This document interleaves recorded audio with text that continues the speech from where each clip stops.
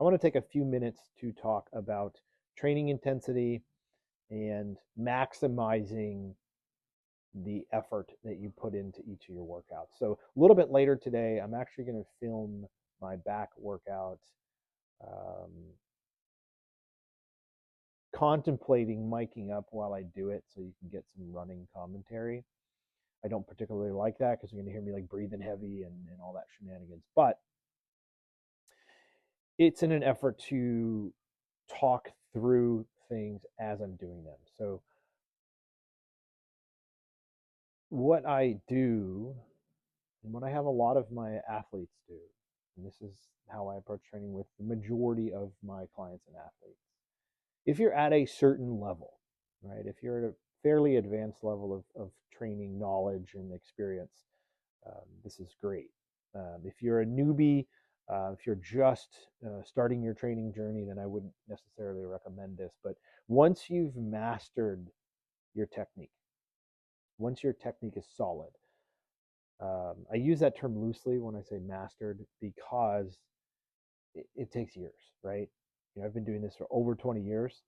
I'm still refining technique and finding the things that work the best. So when I build a training program, I don't build in a ton of exercises. I don't believe in it. Again, take what I'm saying with a grain of salt if you are a new lifter. If you're watching this and you're just getting started, you're learning these basic movements, and this isn't necessarily for you, but you may be able to get some benefit out of watching this. So just keep that in mind. Let's take a back workout, for instance. This is what I have on tap today. I will start with a movement that's going to get me fired up. Since I'm training my back, I want to be able to feel my lats. So I'm going to start with a pull down variation. What works best for me is an underhand pull down. I'll use a cambered bar, this one, and I'll pull that bar to the top of my chest with an underhand grip. When I use that underhand grip, I can really feel that squeeze through my lats.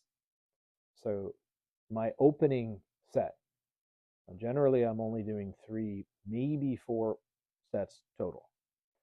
So I get my warm up in, whether it's a treadmill, whether it's the bike, do some mobility work, get things going.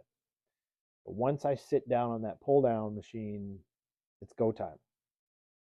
So with all of the exercises that I'm going to do, my first set is going to be about 50% of the max weight that I can lift on that particular exercise.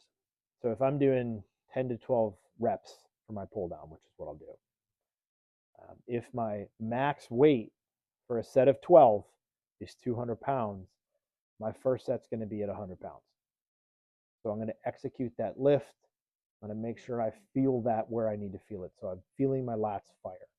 That's the primary goal here, not just to swing the weight to move the whole stack. So I want to feel my lats engage as I'm completing that motion. 10 to 12 reps, nothing crazy, 100 pounds, get some blood flowing, awesome. I keep my rest pretty short, 90 seconds or less. I'm trying to move quick. Set number 2 then is going to be about 70% of that maximum weight. Again, 10 to 12 reps is my range. Once I'm done with that, I look at my logbook. Let me step back here. I look at my logbook before I start my training session. I write down every movement that I'm going to do that day, and I look back at the last time I did that workout. Whatever my maximum weight was, I write that down. So I know that my third set, what I'm trying to do is increase that weight. If I did 200 pounds for 12 reps, I want to do 210 pounds.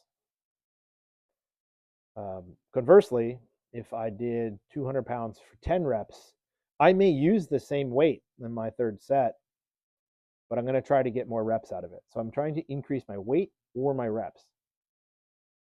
Now, what I don't want to do is completely sacrifice my technique. I'm not going to be swinging. I'm not going to be doing half reps. I'm going to do complete reps, that full range that I'm working with. And I want to make sure that I'm feeling that movement, right?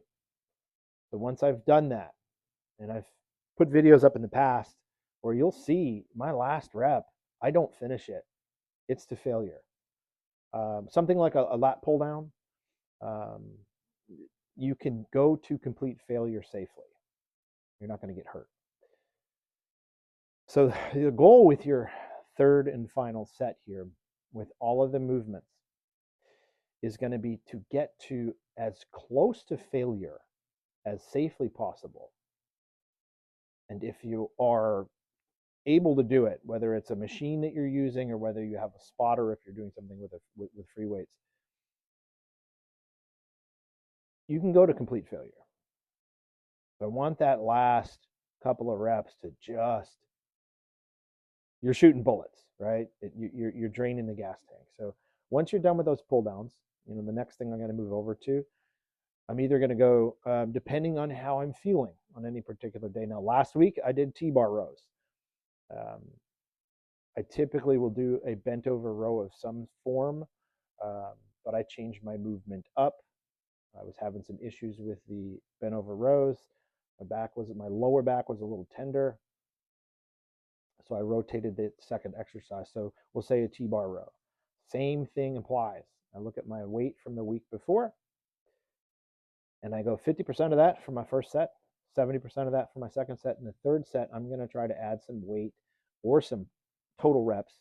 I'm going to go 8 to 10 reps is my second movement, right? So it's the T-bar row, 8 to 10 reps.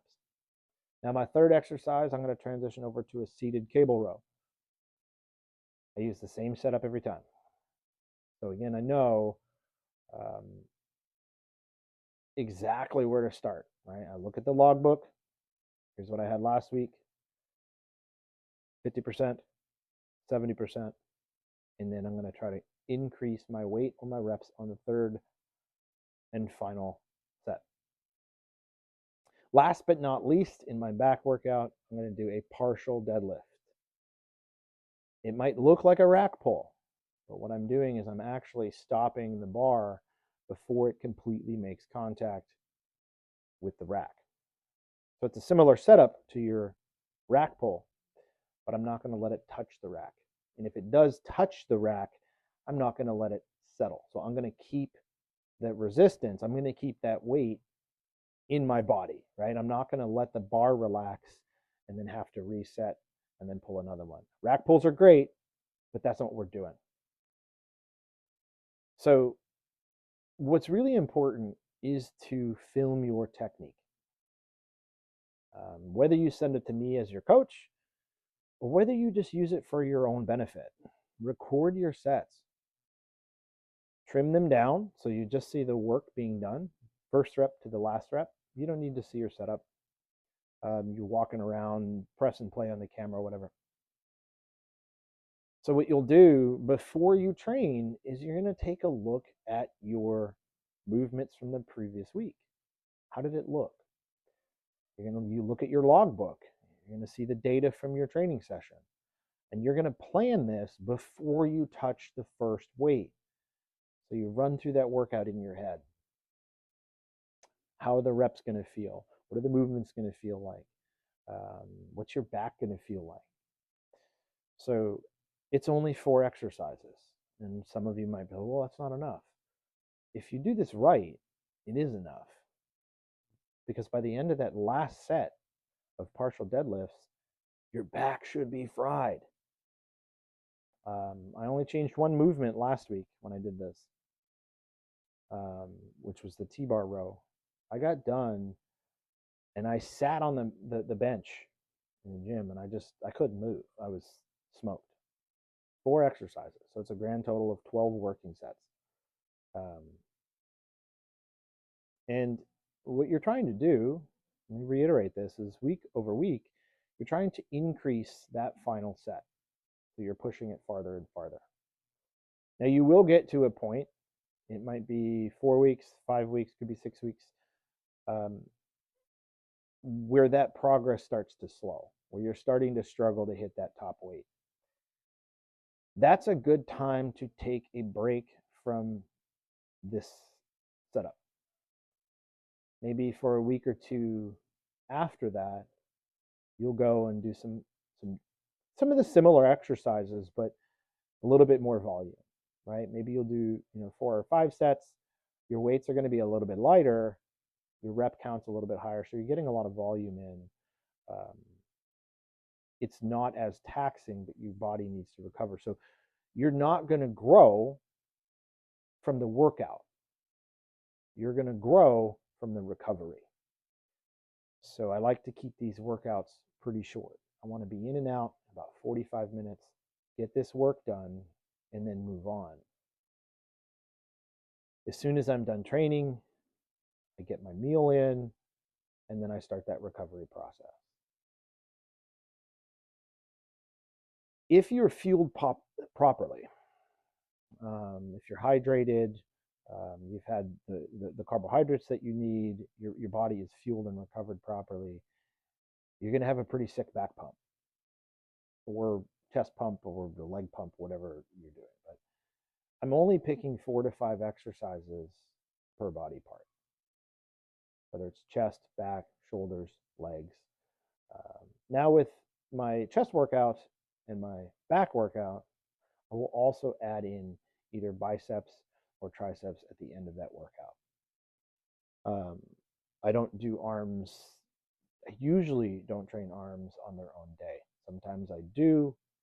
And when I make that call, it's because I'm so gassed from that main lift, right? From the back workout or the chest workout, that I don't have anything left in the tank to then train arms with the same level of intensity. So it's one of those things where you have to make that call at the end is, do I have enough to put the same intensity into 2 or 3 exercises I'm going to do for my arms? It's okay to say, you know what, I'm out of gas. I'm going to train arms on a different day. So you've got 4, maybe 5 workouts a week.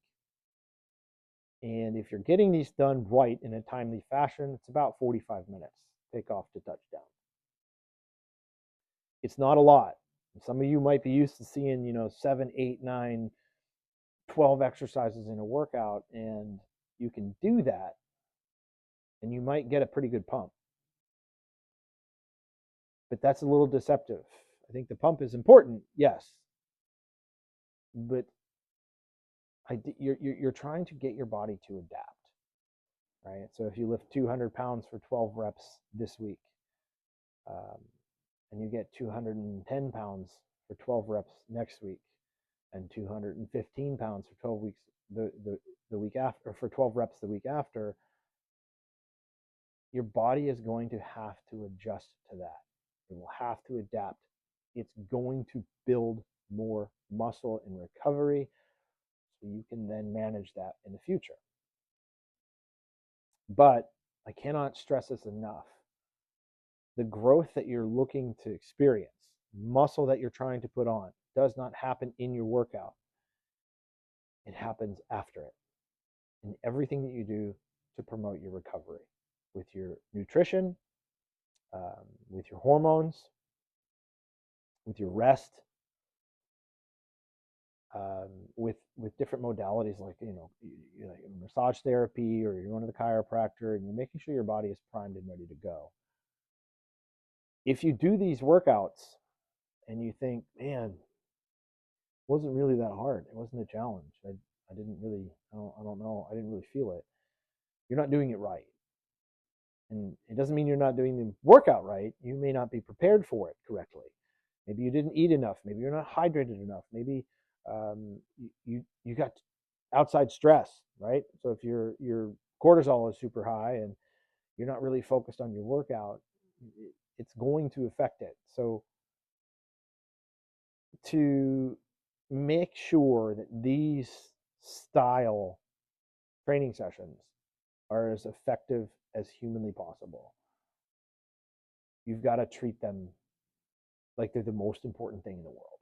So for that 45 minutes, it has to be your sole purpose to move the most amount of weight possible with the best technique possible within the rep range that's prescribed. It does sound a little counterintuitive. A lot of us came up in that school of thought where, more is better. If I can do 3 sets, why shouldn't I do 6?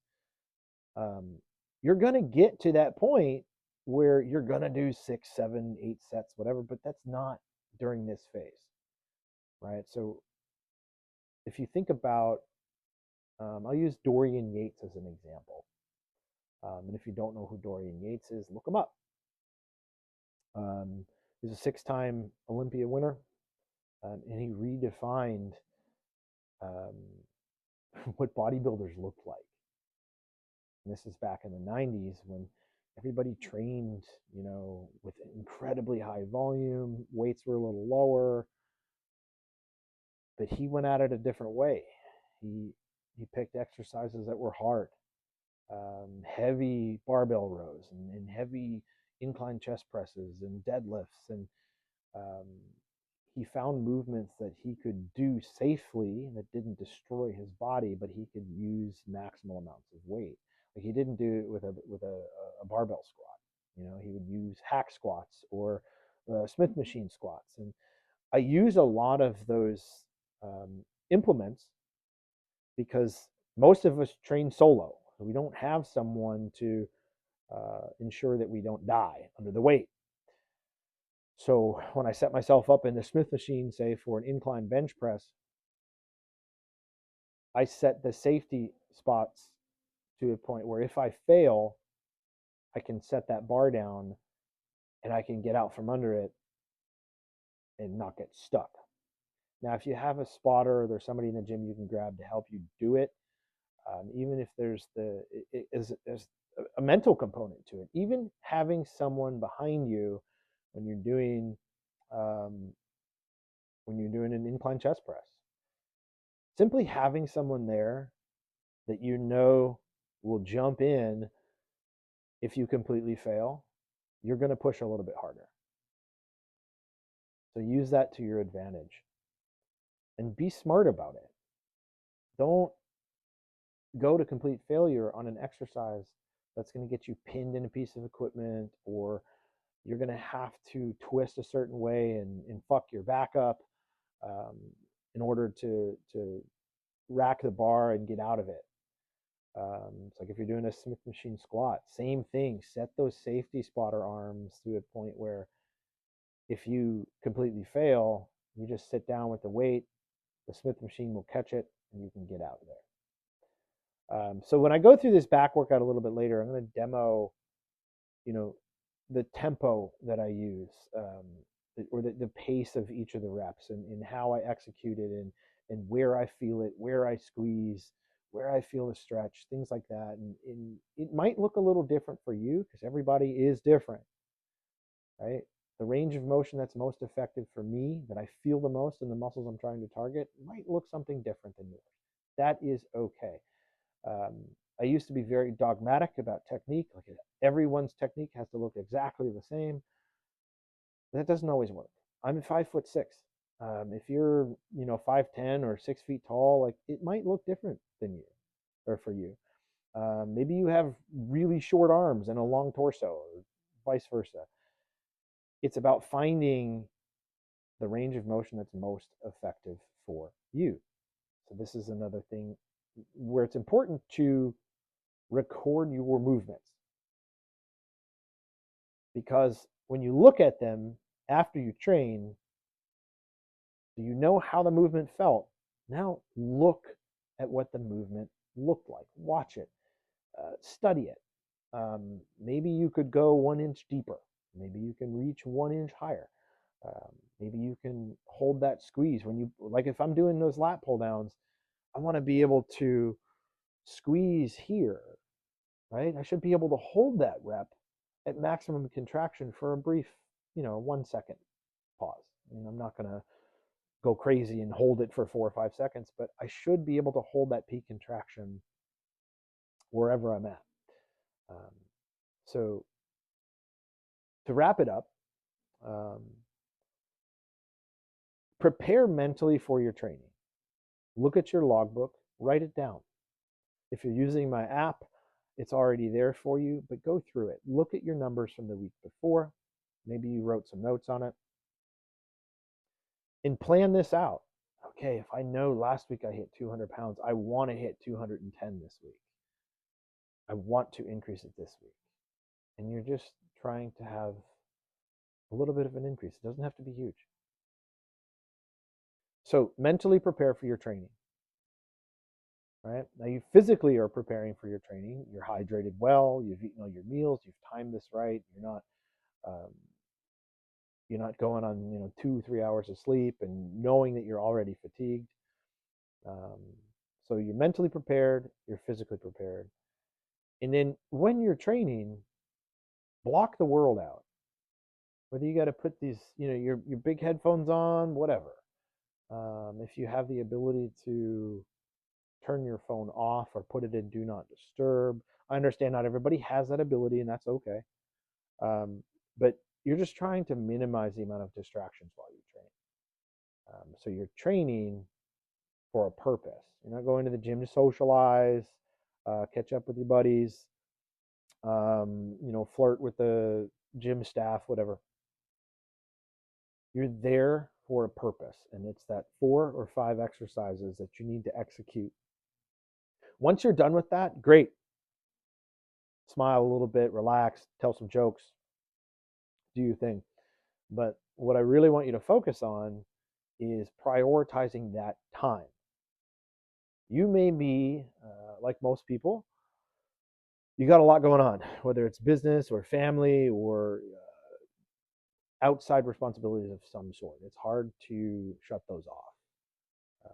So you have to do your best here to ensure that your training time is optimized, right? It's no different than your family time being optimized. When you're, spending time with your wife or your kids or, um, you know, or work, right? When you're focusing on your business, like you're not distracted by other things. You're putting all of your attention into that. I assure you, if you can block off, it's 45 minutes where you don't have any distractions, or where you can leave the world behind for 45 minutes and pick it back up when you're done, you'll be more in tune to this workout. Because if you've got other things creeping into your mind, whether it's life stress, work stress, relationship stress, these things are pulling at your energy. So when you go into these training sessions, if you can block that time out, you will get the most out of this. So what you'll see when I train, and it's hard here, right? I own the gym. People will come up to me and ask questions and talk, and it's hard to separate, what I'm there to do and also the business that I run. That's a huge struggle. Sometimes, and sometimes I fail at that. But the majority of the time, you're trying to execute all of those principles. So to wrap it all up, I'm a little bit long-winded with this, and I've trained this way. I spent about 6 years purely powerlifting. I wasn't competing in bodybuilding. It was all powerlifting, and it was very similar workouts, except they would take an astronomical amount of time. I don't have 2.5 hours to train in the gym. I don't have the desire to. I've also done the crazy high bodybuilder volume where I'm doing 7-8 exercises, and I'm doing 5 or 6 sets per exercise, and they're all sub maximal, and I'm getting a great pump, and I'm pretty tired by the end of it. But I've experienced the most muscle growth by training this way. Since I've gotten back from North Americans, going on 11 weeks now, I've trained this way and it has been extraordinarily effective. I'm recovering well. I prioritize my sleep. Um, my training sessions are not so long that it's resulting in me going multiple hours past when I should be eating a meal. Um, so I'll make another video about meal timing and things like that. But um, if you're in the gym for 2.5 hours training and you ate a meal an hour and a half before you trained, and then you got to drive home, that's a really long period of time that you're going and you're not fueling your body. So pre, intra, and post workout is the most important times for your nutrition. So um, you have to factor that in too. But that's a video for another day. So as you go through this, if this is the style of training that you're going to follow, right? If you're working with me, if I'm your coach and this is what we're doing, these are the expectations that I have not only for myself, but for you, right? So videoing my sets so I can analyze what it looks like. I'm not just taking videos because I love to take videos. I actually hate videotaping stuff in the gym. Um, it's just important when it comes to analyzing your technique, seeing where your form breaks down. If your bench press breaks down on rep 8 or 9 and you're trying to do 10, you got to figure out what's going wrong and what point in the movement is that work is your body failing, right? So because you can implement different exercises that are going to support that, right? If your triceps are weak in your bench press and you're struggling to lock the bar out, you know what you need to work on. So there's a lot of similarities to powerlifting training in terms of finding where your weak points are and improving on your weak points week over week. But most importantly, this is not a programming style that you can do um, for an unlimited amount of time. Your body will need to recover um, from this training.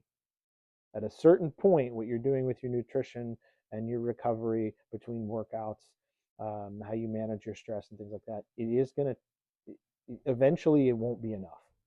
So you're going to need to take some time and change your movements up.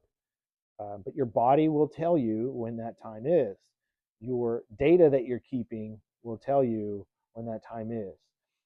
If you wear something like a Whoop or um, another sort of tracking device um, in terms of getting data and how you're sleeping and what your resting heart rate is and things like that. So pay attention to all of the data. I cannot stress this enough. The data is what's going to drive this. Not just your training numbers, not just your macros, but when you're trying to assess your recovery and your ability to handle the workload, the more data you can have, the better decision you can make as to when your body needs a change. All right, so it is about an hour and a half before I'm going to train. So this is when I'm going to have my pre-workout meal. I want something that's pretty easily digestible, something that sits well in my stomach and clears pretty fast. So I'm not going to eat anything crazy heavy or dense. My go-to is cream of rice with some Greek yogurt. I kind of zhuzh it up a little bit. It's a pretty big bowl, but I do about 75 grams of dry cream of rice, 200 grams of fat-free Greek yogurt. I mix in a little bit of PB2 as well as a scoop of protein powder in there. There's a banana sliced in there. So it's a pretty big meal volume-wise, but it digests pretty easily for me. So it's not going to be sitting heavy in my stomach an hour and a half from now when I go to train. So guys, if you are training with the level of intensity that you need to train, you need to be fueling your body. So the majority of my carbohydrates that I consume in a day are around my workout. So before my training and after my training as well. So I'm going to get to this the next time you see me, at least in this video. I'm going to be getting my workout started. So see you later. So this is going to be my last set of pull downs. I always like to start with a pull down on my back day. It's the heaviest set. And as you can see, I'm starting to struggle a little bit here. Going pretty heavy. I think I got about 200 on there. But I actually fail. And then I move on to the next set. We got some T-bar rows. I switched over from bent over rows because my back was a little janky. But this is the second week I'm doing these. About 25 pounds heavier this week than last week. So you can start to see the struggle here toward the end of the set. I almost don't complete the last rep here, so keep a close eye on it. I'm going to struggle with it, struggle with it. There we go. Now my seated rows is a pretty janky little setup here. I love it. Set up a box, so I've got a little bit of a decline to the bench itself, or to the pulley itself, so I can really emphasize the stretch. I probably move a little bit too much for most people's standards, but I like this movement. Really helps me my mid back and my lower back as well, not just my lats. But as always, my last couple reps here start to get really rough, and I end up failing on the last rep.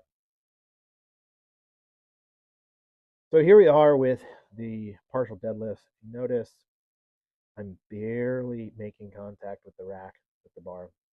Really emphasizing the top end of this, squeezing my lats at the top. This is a rough one. I'm up 20 pounds from last week, so I'm actually shaking all over. You can't quite see it, but again, this is another one of those exercises where I can fail safely. I've got those supports there. I'm not going to drop the bar anywhere and finish it strong.